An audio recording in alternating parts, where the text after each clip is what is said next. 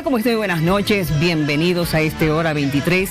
En este momento uno de los temas que está en la discusión de todo el mundo es qué va a pasar con el tema de la economía.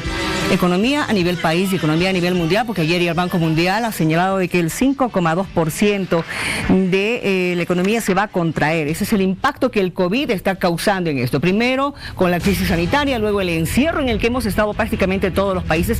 Digo prácticamente todos porque han habido unos muy poquitos que no han entrado en cuarentena y hoy están tranquilos. Están por lo menos tratando de salvar el momento.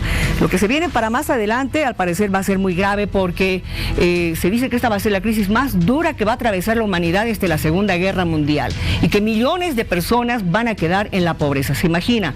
Si ya a esa cantidad enorme de informales que hay, se va a añadir un montón más de aquellos que están siendo retirados, despedidos del empleo formal.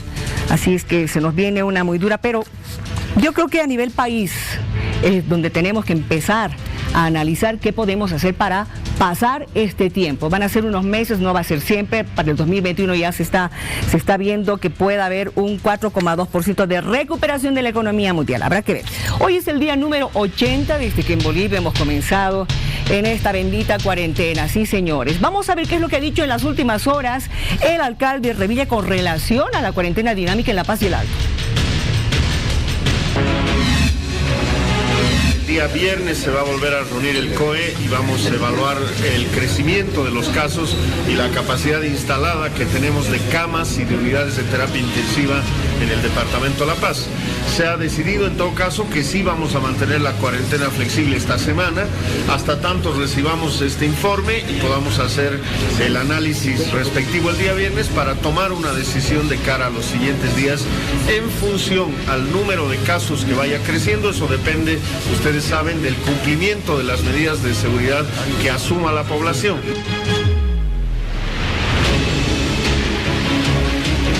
Bueno, ya lo sabe, van a seguir con este análisis, veremos ya prácticamente para el fin de semana qué decisión toman las autoridades municipales en el departamento de La Paz, concretamente para La Paz y el Alto. A ver, en este momento en la Asamblea Legislativa se está tratando la ley de postergación de las elecciones, ya lo sabe, es para el 6 de septiembre. Esta mañana estuvo en pleno debate el presidente del Tribunal Supremo Electoral hablando acerca de las condiciones que ellos estaban asegurando, o en todo caso, asegurando que va a haber las condiciones para que la gente vaya a votar, porque se van a contratar más recintos electorales para que la gente tenga el distanciamiento social como para poder cuidar su salud.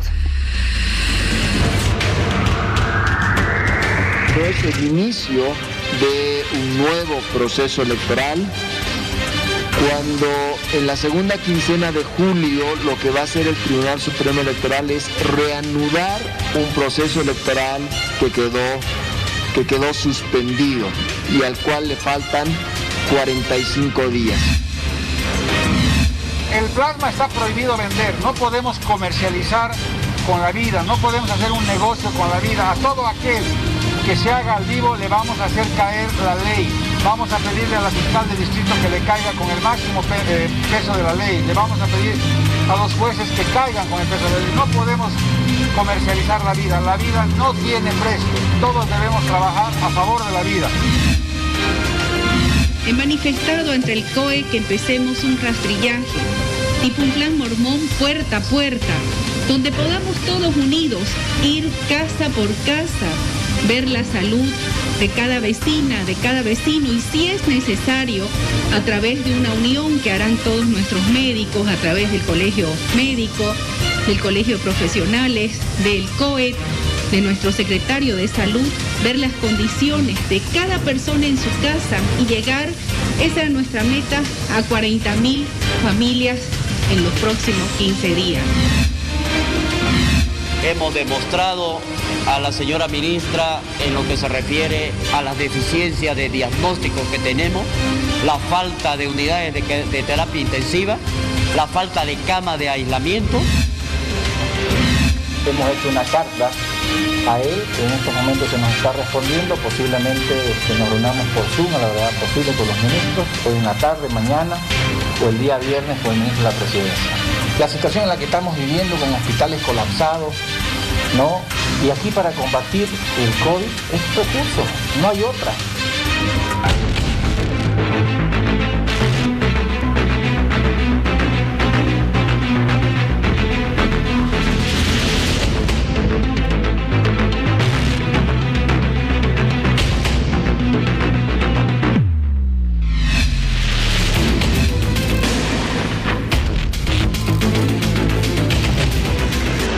En la Asamblea Legislativa se está debatiendo la ley de postergación de las elecciones generales para que éstas se realicen el próximo 6 de septiembre.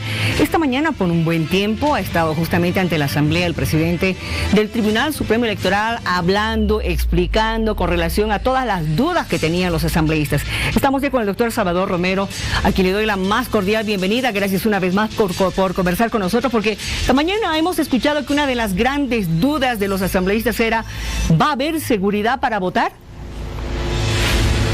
Buenas noches. El Tribunal Supremo Electoral acudió hoy a la invitación de la Cámara de Diputados para explicar los alcances del proyecto de ley que sometió el Tribunal Supremo Electoral a consideración de la Asamblea Legislativa, con una propuesta de prórroga de la jornada de votación hasta el domingo 6 de septiembre. Hay que recordar que esta propuesta nació de un esfuerzo de concertación que realizó el Tribunal Supremo Electoral y que consultó a todas las fuerzas políticas sobre cuál podría ser una fecha de consenso. Al mismo tiempo, la invitación sirvió para exponer que el Tribunal Supremo Electoral, dando la adecuada prioridad a los temas de salud, viene trabajando de manera muy seria en la elaboración de protocolos de seguridad sanitaria que van a cubrir las distintas fases de este proceso electoral. Es decir, se van a contar con protocolos de seguridad sanitaria para la capacitación de jurados electorales. Habrá también un protocolo específico para el manejo del material electoral, desde que es recibido por el Tribunal Supremo Electoral hasta su envío a los tribunales departamentales y luego su entrega a cada uno de los recintos. Y también, por supuesto, un protocolo específico para la jornada de votación. Y estos protocolos se están trabajando con especialistas y también en un diálogo con organismos electorales pares que en América Latina están enfrentados al mismo desafío que Bolivia, es decir, llevar adelante procesos electorales en tiempos del coronavirus. Vamos a tener un proceso electoral que va a ser técnicamente serio, políticamente imparcial y con las debidas medidas de seguridad en salud pública. ¿Qué países ya han realizado elecciones? Recuerdo que ha sido Francia hace unos 2 meses atrás. Hay varios países que han tenido elecciones y aquí en América Latina varios países han seguido la misma ruta que Bolivia, es decir, que tenían elecciones previstas, las han postergado y las están realizando en el transcurso de estos meses. Se puede señalar el caso de la República Dominicana, que tiene una elección presidencial el 5 de julio, y también otros países que postergaron y que van a realizar en tiempos próximos es la elección municipal en Uruguay, que estaba prevista en mayo, que también ha sido postergada para septiembre, y en el caso de Chile ha postergado su referéndum sobre un nuevo proyecto constitucional, lo ha postergado hasta el mes de octubre. Hasta octubre. Bueno, a nivel mundial, el avance del coronavirus ha sido más o menos de un espacio de 4 meses, ¿no es cierto? Prácticamente todos los países en 4 meses ya han logrado descender su curva hasta el momento ya de poder trabajar casi normalmente, con excepción de pocos países que están ya en normalidad. En nuestro caso, realmente ya para septiembre estaríamos prácticamente fuera de riesgo. Sí, en este caso creo que lo importante es saber que se pueden compatibilizar los derechos de protección de la salud con los derechos vinculados con el ejercicio de los derechos políticos y en particular para la realización de una elección que sin lugar a dudas es crucial para el afianzamiento democrático del país. Y la labor que está realizando el organismo electoral apunta justamente a compatibilizar ambos derechos, el derecho del ejercicio de estos derechos políticos y los derechos vinculados con la salud. Estos derechos son compatibles y no deben ser colocados como antagónicos. Y creo que la ruta que está siguiendo Bolivia y los otros países latinoamericanos que han postergado elecciones y que están adoptando también medidas de seguridad sanitaria para llevar adelante sus elecciones, demuestra que es posible esta compatibilidad. Ayer hablábamos con el diputado Borda, porque ya estaban analizando justamente este proyecto de ley, ver si es que va a haber algunas excepciones para determinados grupos de personas. Presidente, ¿usted qué ha sugerido en este caso? Creo que tenemos un marco jurídico que es suficiente para enfrentar los desafíos de la pandemia. Es decir, que hay las adecuadas normas que nos permiten manejar el proceso electoral. Por ejemplo, pensemos en el caso de los jurados electorales. Esta es una tarea obligatoria para los ciudadanos que sean elegidos al azar. Y sin embargo existen también ya en la previsión legal algunas excepciones por las cuales una persona podría excusarse de esta tarea o de esta función. Y estos es una estructura jurídica suficiente para encarar este proceso. A ver, ¿qué va a pasar? Usted ha hablado en algunos instantes de que están viendo el protocolo para manejar justamente todo este material para el día de las elecciones, pero nos llama un poco más la atención es cuál va a ser el protocolo que se va a utilizar para quienes están en este momento capacitándose como jurados y para el día de las elecciones también. Todavía no tenemos los jurados elegidos, por lo tanto este proceso de capacitación no ha comenzado. El sorteo de jurados se realiza 30 días antes de la jornada de votación. Pero vamos a tener, entre los cambios importantes, vamos a pasar de grandes procesos de capacitación que podían reunir centenares de personas, sobre todo en las capitales y en las ciudades, en las grandes ciudades intermedias, a procesos de capacitación que se van a dar con un número bastante menor de jurados elegidos y por supuesto también en esos procesos de capacitación respetando el distanciamiento social y con medidas específicas de protección. Entonces vamos a tener un conjunto de protocolos que nos van a ayudar a tener seguridad de salud pública, no solo en la jornada de votación, sino en todas las actividades preparatorias que nos conducen a ese proceso, a esa jornada. ¿Qué va a pasar con el voto en el exterior? ¿Cómo se están preparando para aquello? El Tribunal Supremo Electoral tiene el pleno compromiso, la plena voluntad de llevar adelante la elección en los 31 países donde los ciudadanos bolivianos pueden sufragar. Hay que saber que para llevar adelante este proceso, el organismo electoral y también el Estado boliviano a través del Ministerio de Relaciones Exteriores vamos a hacer todos los esfuerzos posibles para asegurar que esa jornada de votación transcurra sin inconvenientes en el exterior. Es muy probable que tengamos que adaptarnos a las restricciones o limitaciones que pongan esos países al ejercicio de este tipo de procesos electorales. Le agradezco mucho por haber conversado con nosotros. Es evidente que vamos a seguir todavía dialogando más adelante con relación ya a otros preparativos porque se nos viene también la modificación del calendario electoral, ¿no es cierto? Gracias, presidente. Muchas gracias, buenas noches. Que le vaya muy bien, muy buenas noches. Continuamos con más, por favor.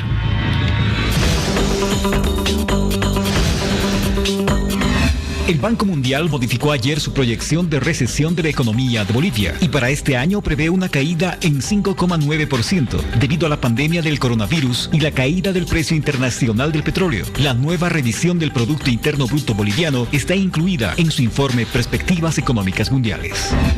Y mientras se levantan más restricciones y más estadounidenses salen a socializar o protestar, casi la mitad de los estados de Estados Unidos están viendo tasas más altas de nuevos casos de coronavirus. Más de 1,9 millones de estadounidenses han sido infectados y más de 110,000 han muerto de COVID-19 en poco más de 4 meses. El presidente de Tanzania, John Magufuli, ha dado por superada la pandemia de coronavirus en el país africano, tras semanas de críticas a su gestión y durante las que ha sido acusado de no desvelar el impacto real de la COVID-19, ya que no se han ofrecido datos desde el 29 de abril. Hora 23. 23. No importa el color que tengas, serás bienvenido. Vamos a hablar con Guido Melgar, que es viceministro de Transparencia Constitucional, para que nos aclare un poquito más acerca de lo que él ha señalado ya, la presentación de 60 memoriales a juzgados solicitando la reanudación de procesos judiciales contra Evo Morales. Estamos ya con el viceministro. ¿Cómo está? Muy buenas noches. Gracias por estar con nosotros en Hora 23. Buenas noches, Miriam. Un gran saludo a usted y por su intermedio a todos los telespectadores. A ver, cuéntanos un poco más acerca de la presentación de estos 60 memoriales para este proceso judicial. Bueno, la semana pasada, exactamente el día lunes 1 de junio, nosotros solicitamos al Ministerio Público que se reactiven las investigaciones de los procesos penales por delitos de corrupción que se quedaron estancados por esta cuarentena. Sí. La Corte Suprema, mediante 2 circulares, estableció que los juzgados solamente en materia penal van a funcionar única y exclusivamente para tratar temas de cesación a la detención preventiva y temas también que tengan que ver con delitos flagrantes dentro de la cuarentena. La Fiscalía General hizo lo propio, sacó un instructivo señalando que solamente se iban a investigar procesos dentro de la cuarentena que tengan que ver con delitos graves, flagrancia, etcétera. Los otros procesos que estaban iniciados antes de la cuarentena quedaron con los plazos suspendidos. Por ello es que, repito, el día lunes 1 presentamos al Ministerio Público los memoriales dentro de esos 60 procesos pidiendo la reactivación de las investigaciones. Hoy hemos presentado ya a los distintos juzgados de la ciudad de La Paz sí, la reapertura de los plazos procesales. ¿Por qué esto es importante? Un juez cautelar, que es en materia penal, es quien lleva a cabo el control jurisdiccional. ¿Esto qué significa?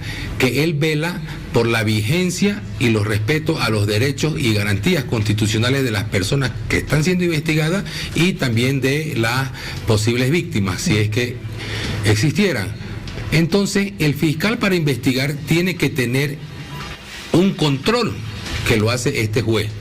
Si los plazos están suspendidos, este control no existe, por ende el Ministerio Público no puede investigar. Entonces eso es lo que le estamos pidiendo a los jueces. Ahora, que reabran los plazos procesales, se retome el control jurisdiccional y así el Ministerio Público pueda continuar con las investigaciones. Y esto es importante, Miriam, porque se trata de no solo buscar la sanción posible a presuntos personas que hayan cometido delitos de corrupción, sino también la recuperación de bienes, de activos, dinero a favor del Estado. Para ponerle un ejemplo, en el tema, no sé si usted se acuerda que en la época del señor Evo Morales, Yacimientos compró unos taladros chinos. Sí. Estos taladros chinos nunca sirvieron. Ahí, por ejemplo, hay un daño económico al Estado boliviano de $60 millones. En el tema del fondo indígena, que la investigación aún no ha concluido, se tiene hasta el momento una pérdida o un daño económico al Estado aproximadamente de $170 millones. También está el caso Welling, que Welling era una empresa que se había contratado para el mantenimiento de aeronaves, que nunca se realizó.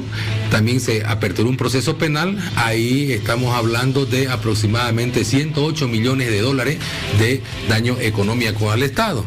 Y bueno, así en cada delito de corrupción existe en su mayoría daño económico al Estado, ¿no?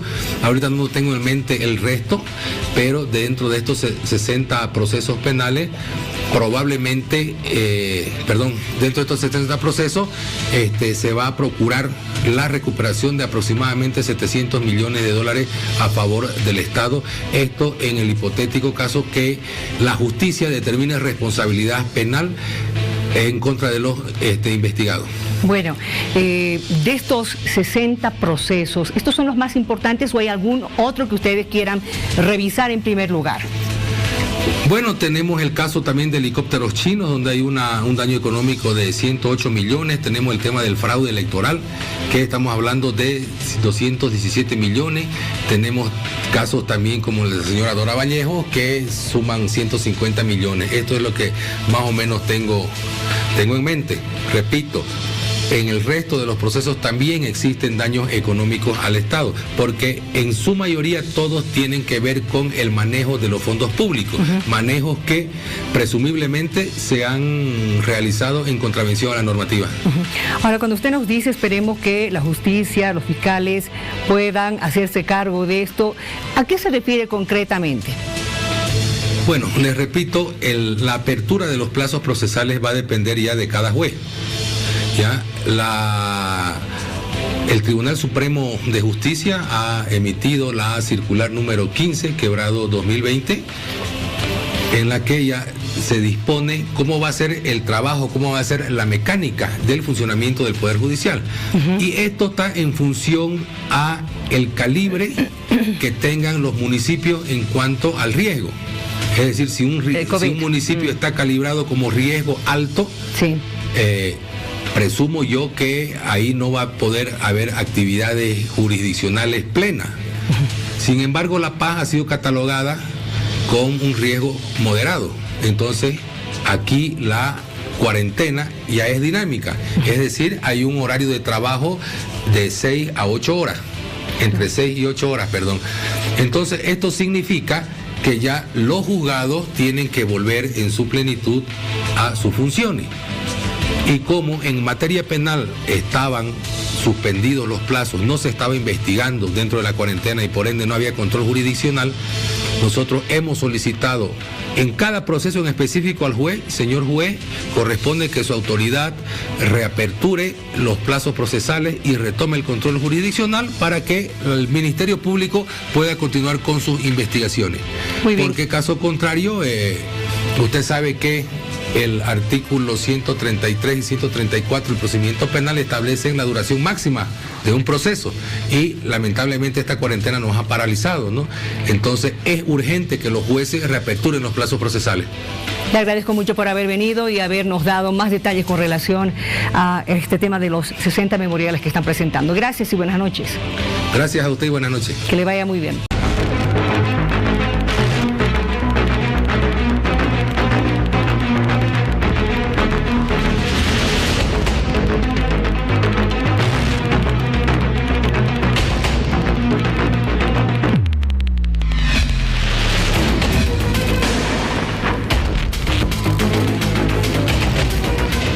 Vamos a seguir hablando de todos los preparativos, el análisis de los protocolos que se van a seguir con relación a las elecciones del próximo 6 de septiembre en nuestro país.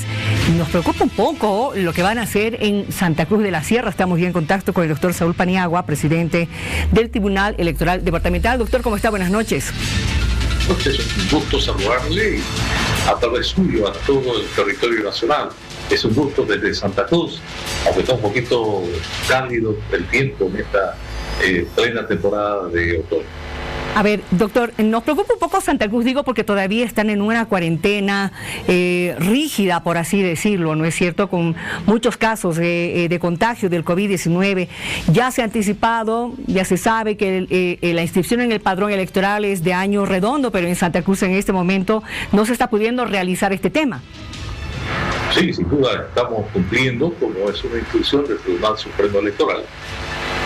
Las decisiones que emanen desde las autoridades regionales, sea gobernación o municipio, en este caso, aquí en Santa Cruz, terrible la situación, es solamente aquellas personas que están en este momento en una situación, en este caso de contagio, ¿no? Y lógicamente esto nos alarma porque no podemos desplazar ni las unidades especializadas como Google, como CITE, inclusive para comunicar, etcétera. Estamos en este momento guardando las instrucciones, lógicamente, de las autoridades, porque este tema del contagio es terrible aquí en Santa Cruz. Como decía bien el doctor Urén, estamos viviendo en este momento una especie de tormenta o turbión aquí en Santa Cruz, que está afectando a todas las provincias, no hay exclusión, especialmente aquí en la ciudad, en la capital. Entonces, como tenemos esas instrucciones, el Tribunal Supremo Electoral guardar en este caso todos los protocolos de bioseguridad. Nosotros estamos cumpliendo, estamos trabajando en el Tribunal Electoral de Santa Cruz, en este caso a través de teletrabajo, incluyendo las actividades propias de la administración. Hemos enviado al Tribunal Supremo también el tema vinculado a los protocolos de bioseguridad que ya se han aprobado, y también tenemos que observar también lo que va a significar la aprobación en el Ministerio de Economía y Finanzas, el nuevo presupuesto adicional que tenga que ver para resguardar lógicamente la seguridad de los ciudadanos, pensando en el proceso electoral que se avecina para el 6 de septiembre próximo. Uno de los temas que no se ha todavía señalado, porque normalmente las elecciones se realizan de 8 de la mañana hasta las 4 de la tarde, así como han pensado tener más recintos para que haya mayor distanciamiento social, ¿se ha pensado tal vez en ampliar el horario de votación? Sí, se ha pensado en ello. Estamos hablando de una hora más, ¿no?, en el periodo, en el espacio de votación.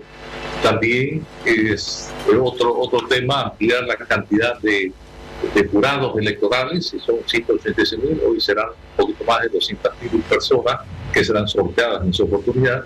También los recintos han crecido, ¿no?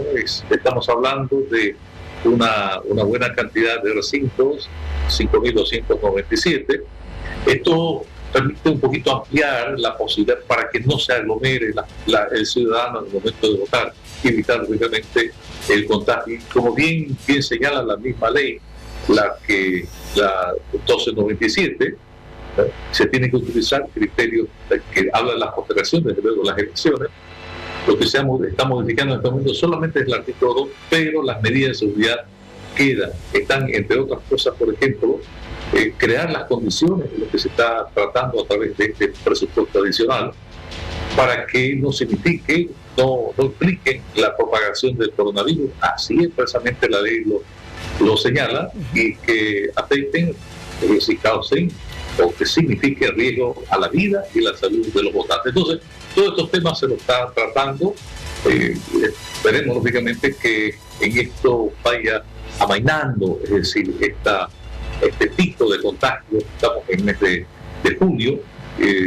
No sé si se mezcla esto con el frío, el calor, los sudores y todo aquello, ¿no?, que estamos entrando en invierno, aparentemente la fase más difícil, pero en definitiva creemos en Dios. Pedimos la intercesión desde luego de la Virgen María, que nos acompañe en este tiempo, y que con fe todos los bolivianos, no solamente Santa Cruz del Beni o la zona tropical de Cochabamba, sí, podamos combatir este flagelo, y no solamente para la unidad, sino que se ha asentado en el corazón del cono sur. Ahora, en el sector de riesgo están las personas de la tercera edad. ¿Ellos no van a tener la obligación de votar o sí? Bueno, el tema de la obligación de votar es un asunto que está establecido desde luego en la Constitución, ¿no? Es obligatorio, el voto es secreto, obligatorio, como todos bien sabemos, el artículo 26 de la Constitución. Todos van a tener a cumplir esa misión de ir y emitir su voto por la preferencia que consideren. Pero en definitiva creo que involucra a todos, no puede existir alguna discriminación, salvo que exista alguna justificación, esto por una enfermedad, por un impedimento, no porque signifique esto un riesgo que esté en los niveles, por ejemplo, de personas que tienen enfermedades de base, etc. Eso seguramente lo va a reglamentar el Tribunal Supremo Electoral, y comunicará en su oportunidad las limitaciones para aquellas personas de repente que no puedan asistir. Pero son mecanismos propios que se pueden perfectamente justificar si es que en todo caso hay una situación tan particular, porque esto es novedoso. O sea, todas las decisiones que se toman emergen de una situación inédita, nunca se ha visto, y creo que por lo menos en este tiempo en la humanidad tampoco se ha dado un fenómeno de este tipo. Todos los países están lidiando con esta, ninguna autoridad, en este caso, la Organización Mundial de la Salud u organismo internacional vinculado a la salud, no le va a decir en tal época usted puede llevar adelante un proceso electoral, porque nadie se anima, nadie puede predecir lo que va a suceder. Entonces tenemos fe en que esto vaya amainando, estaciones, y no haya mayores contagios. Eso es lo peligroso y lo que estamos teniendo en este momento, especialmente en Santa Cruz. Seguimos nosotros, como le estoy indicando, le reitero, estamos en cuarentena rígida, Nosotros no desplazamos al personal en absoluto. Esta cuarentena rígida va a estar hasta la próxima semana, es decir, finalizando la próxima semana, y nosotros estaremos cuidando lógicamente el elemento más importante, que es la salud y la vida de los ciudadanos. Sabemos que aquí los hospitales están colapsados, es una situación muy no digo lamentable, pero realmente que nos aflige bastante, y oramos por estas personas que están en este momento sufriendo los efectos de esta pandemia. Gracias por haber conversado con nosotros, doctor. Vamos a seguir en contacto porque tenemos todavía muchos temas que ir viendo en el transcurso de las siguientes semanas. Una vez también que ya salga esta ley de postergación de las elecciones de la Asamblea. Gracias y buenas noches. Buenas noches, doctor. Saludos a todos. Que le vaya muy bien. Continuamos, por favor. Continuamos con Hora 23. No importa el color que tengas, serás bienvenido. Ayer hablábamos con la diputada Shirley Franco acerca de la concientización que tenemos que tener para ayudar a quienes hoy están pasando este mal momento de estar infectados con el COVID-19. Estamos bordeando los 14.000 contagiados positivos de COVID en Bolivia y tenemos más de 2.000 recuperados. Y ayer hacíamos un cálculo. Por cada persona recuperada de COVID, 3 se pueden salvar. 3. Entonces, si estos más de 2.000 donaran su plasma voluntariamente, estaríamos hablando de prácticamente 7.000 personas podrían salir rápidamente de esta enfermedad. Entonces, ahí va el anhelo también de todos y de concientizar a la población de que donen voluntariamente, porque no se le puede obligar, eso es evidente. Hay personas que dicen, no, es algo mío, no lo voy a donar, pero tampoco nadie va a permitir que estén lucrando con su sangre, ¿no es cierto? Aquí se trata de solidaridad ya a nivel país para que salgamos de una vez de esto. A ver, en Santa Cruz una línea de micros ha tenido una idea que realmente vale la pena destacar para quienes donen su plasma. Veamos. Bajo el lema "Tú donas tu plasma, nosotros te donamos tu pasaje", es que la línea 17 y 18 inició una campaña para que las personas que hayan superado el COVID-19 puedan donar su plasma hiperinmune. A cambio de la línea se compromete a transportar gratis a todos aquellos donantes el resto de... La campaña es donar tu plasma y nosotros te donamos el pasaje. O sea, esta campaña va a tener duración todo este 2020 y ya tenemos un borrador donde dice que el banco de sangre va a dar un certificado de donante y ese nosotros lo vamos a convertir en un pase de honor para las personas que han hecho este trabajo solidario con sus amigos, también con las personas que también están pasando por esta enfermedad. En las próximas horas la línea habilitará su página de Facebook Chuturbí, donde la población podrá contactarse para poder hacer saber su deseo de donar plasma y así ser parte de esta importante campaña. Tenemos en una página de Chuturbí donde la gente puede, acceder y ahí vamos a lanzar todas las modalidades explícitamente. En primera instancia es para los primeros 25 becados, llamémosle así, o donantes o solidarios, pero si aparecieran más, estamos dispuestos a ampliar este tipo de trabajo de servicio para la comunidad. Así es, si nosotros colaboramos, quienes están ya recuperados, que tienen los anticuerpos, y poder ayudar a quienes en este momento están hospitalizados, por favor, saldríamos rápidamente, reitero, de este problema del COVID-19 en nuestro país y salvar además nuestra economía, porque tenemos un trabajo arduo por delante. Tenemos también información deportiva porque el COVID también está afectando a la parte de los deportistas, los atletas. Nuestro querido Richard Pereira tiene información. ¿Cómo estás? ¿Qué tal, Miriam? ¿Cómo estás? Buenas noches. Para hablar un poquito de deportes acá en Hora 23, en este horario donde la gente quiere distenderse ante tanta información que se viene generando en diferentes puntos del país, en el mundo entero en realidad. Vamos a hablar acerca de los atletas que ellos reflejan desde ya hace unos días mucha preocupación. No hay Ministerio de Deportes. Muchos dirán, muchos deportistas de élite que participaron en eventos internacionales haciendo un esfuerzo propio, un esfuerzo familiar. Bueno, el ministerio nos apoyó muy poco en el último tiempo. Otros dirán, es importante la participación para el tema de gestión, para el tema de infraestructura, como se ha dejado en Cochabamba, como se ha dejado en Sucre, o para la organización de algunos juegos, como el caso de los plurinacionales hace algún tiempo, donde muchos niños, adolescentes cumplían su sueño de participar en un evento grande, aunque técnicamente esto no avanzaba y se quedaba ahí. Dentro de todo este contexto, los atletas que participaron en eventos internacionales, ¿se acuerdan de Claudia Valderrama, por ejemplo, que participó en Londres? Una fondista de mucha capacidad, mucho talento. Ella, junto a su entrenador y otros atletas, tienen esta sugerencia tras ya no existir el Ministerio de Deportes. A través de una carta se pide a la presidenta del Estado crear un comité del deporte para que los atletas y entrenadores puedan seguir con los proyectos viendo las Olimpiadas del próximo año. Hemos entregado una carta a la presidenta Yanine Áñez solicitando que se cree una Comisión Nacional del Deporte Boliviano. Debe haber una cabeza ejecutiva. Puede ser un exatleta, un exentrenador que conoce del área.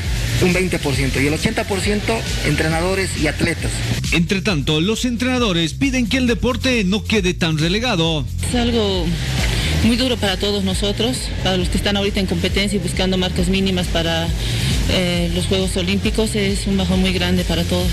Por ahora se continúa entregando la documentación al Ministerio de Educación. Se conoció que en los próximos días se posicionará al nuevo viceministro de Deportes. Vamos a cambiar de tema, Miriam. Vamos a hablar acerca de los derechos de TV. Se tienen que pagar impuestos, naturalmente que sí. Estamos en un país donde se debe cumplir cuando se puedan adquirir estos derechos de televisión para los próximos 4 años o para los próximos 10 años, tal como surge la propuesta del presidente Bolívar. En el último tiempo, algo que ha seducido a todos los equipos, a todos los presidentes, por esa desesperación comprensible, además de poder tener ingresos económicos ante la situación que se está viviendo en el país y en el mundo. Si bien la propuesta es de 100 millones, tienes que reducir 16 millones para el tema impositivo y a esos 16, 4 millones más que se irían, según la propuesta de Marcelo Claure, para la ANF, para el fútbol aficionado. Te quedan 80 millones. Eso tienes que repartir en 10 años, aunque inicialmente se propuso dar 10 millones de entrada para que puedan salvarse los equipos en esta época.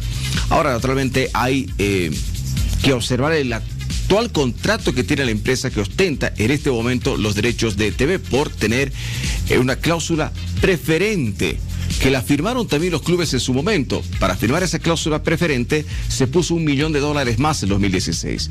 ¿Qué va a pasar de aquí a 4 o 5 años? Que seguramente otro presidente de la federación van a observar este contrato de Claure por el largo tiempo que se está realizando en la firma, si es que se da, de este contrato propuesto por parte de Bolívar. Y observarán por qué se firmó en su momento, como ahora todos están reclamando esa cláusula preferencial. El tema es bastante complicado. Ahora todos tienen que formalmente dar a conocer, no solamente levantar la mano, de que están en desacuerdo con la licitación de los derechos de TV y que aceptan la propuesta de Marcelo Claure. Propuesta que formalmente no ha llegado porque quiere conocer a detalle absolutamente todos los puntos de esta sugerencia. Solamente 8 de los 14 equipos hasta hoy hicieron llegar sus cartas a la federación. 8 equipos enviaron sus cartas para declarar desierta la licitación de la venta de los derechos televisivos para los próximos 4 años. Blooming, en su misiva con tenor de referencia, ratifica la votación del punto de Derechos TV 2021-2030. El Club Bolívar, entre tanto, pide declarar desierta y dejar sin efecto la licitación de la venta de los derechos audiovisuales. En el caso de Oriente Petrolero, en 2 incisos resalta que votó por aceptar la propuesta económica de Marcelo Claure. Cartas similares son las de Royal Party, Real Santa Cruz, Guavirá y Bilsterman, todos con el tenor de anulación de los derechos televisivos. Solo el Club San José pide a Marcelo Claure especificar si los $100 millones son libres de impuestos. Si bien en el Consejo Superior del pasado viernes aceptaron anular la licitación, The Strongest, Always Ready, Real Potosí, Nacional Potosí, Aurora y Palma Flor por ahora no hicieron llegar sus cartas para ratificar su pedido. La propuesta es muy interesante. Obvio que esta propuesta tiene que también sumar el tema del VAR. Es muy interesante porque se va a salvar, ese es el término, salvar. Pero nos estamos olvidando de proyectar el fútbol boliviano. Les decía que daría 80 millones. 10 se daría en este momento, quedarían 70 millones para dividir en los próximos 9 años, que sería un poco más de 7,5 millones por año. ¿Vale tan poco nuestro fútbol? 41 millones se paga por año en Perú, para darles un ejemplo nada más. Sí, finalista de la Copa América, fue el último mundial, en fin, pero vamos, ¿qué puede pasar con Bolivia en un hipotético caso que clasifique al mundial? Naturalmente que los bonos van a subir para el fútbol boliviano. Entonces empezar a negociar de aquí a 4 o 5 años otros montos también. Ahora, ¿por qué la propuesta no la hace por 4 años? 40 millones de dólares. Listo, al final da lo mismo. Y así podía generar que otra empresa ofrezca un poco más. 45, 41 si ustedes quieren. O 50. Y de esa manera el que gane va a ser el fútbol boliviano, que tanto dinero le hace falta para subsistir en este momento. Un abrazo como siempre, Miriam. Gracias por estar con nosotros una vez más. Así que continúen ustedes con Hora 23. Buenas noches. Gracias, querido. De todas formas, yo quiero decirte que complicado el tema para entenderlo, de verdad. Trataremos de hablar acerca de la economía en nuestro país, cómo vamos a salir adelante de esta crisis que se nos viene a raíz del encierro en el que hemos estado por el COVID-19. Créditos, deudas, impuestos son lo que mueve la economía en un país, pero hay muchos expertos que dicen que en este momento endeudarse es la peor idea. Les dejo con esa idea también. Vámonos ya nomás para que usted descanse y nos encontremos en las próximas horas. Buenas noches.